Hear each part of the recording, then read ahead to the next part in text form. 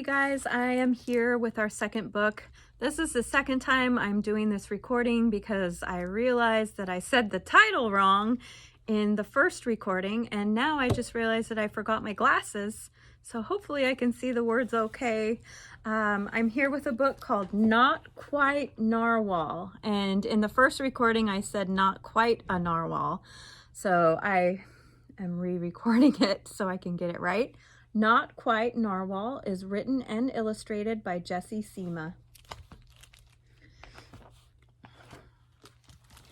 Kelp was born deep in the ocean. Here's Kelp.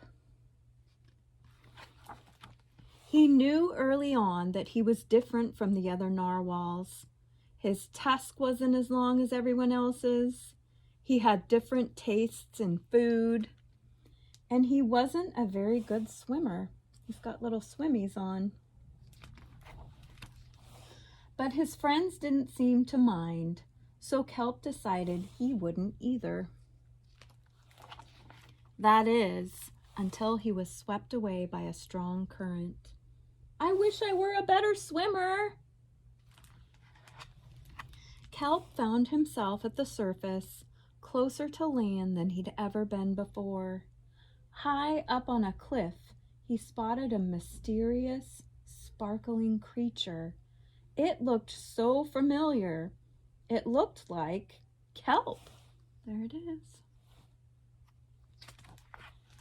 Kelp swam toward land as fast as he could, which wasn't very fast at all, hoping that he could catch up with the creature that looked just like him.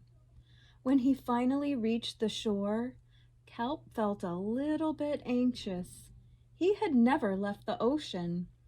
He was nervous about walking for the first time, but the land creatures made it look so easy.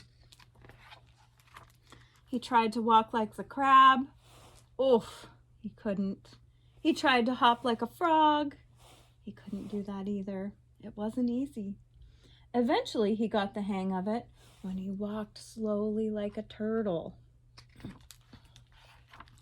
Everything on land was strange and beautiful, but also kind of scary. Kelp began to think he might never find the creature that looked just like him. But as he stumbled out of the forest,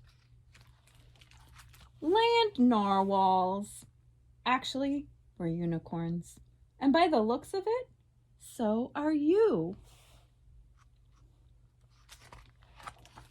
Kelp had never heard of unicorns before. They taught him all sorts of new things about his tusk. We call them horns. And look, they showed him what he can do with this horn. He can make a rainbow.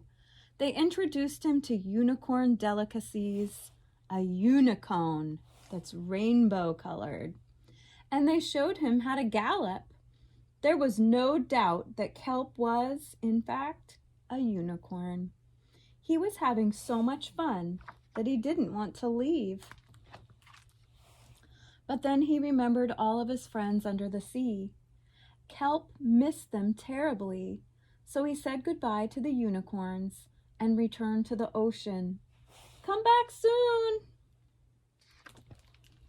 Kelp swam toward home as fast as he could, which wasn't very fast at all, hoping that the narwhals would still like him now that he was a unicorn. When he finally arrived, Kelp had butterflies in his stomach. But look at the sign they made. Welcome home, Kelp! So they were so excited to see him. Kelp took a deep breath and told his friends the news. It turns out, I'm not a narwhal. Of course you aren't. I'm a unicorn. We all knew that. They took it quite well. So they knew the whole time that he wasn't a narwhal, but they still loved him. Kelp was happy to be home, but now that he'd experienced life on land with the unicorns, he couldn't seem to forget them. Did he want to be a land narwhal with the unicorns, or a sea unicorn with the narwhals? Kelp couldn't decide, but then he realized that maybe, just maybe, he didn't have to choose. if he could move the narwhals a little bit closer to the beach, then he could be with both groups. And then he met this creature. I'm a unicorn. Not quite the same. It's really a rhinoceros, but he thinks he's a unicorn. All right, I hope you loved Not Quite Narwhal. And I read this book because today is National Unicorn Day. And we've got quite a collection of unicorn books with even more coming in. So if you'd like to check one out, go to our library page and you can check them out. All right, I hope you guys have a great Friday.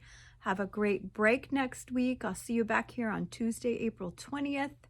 Hope you get lots of rest. I plan on it. All right, bye guys.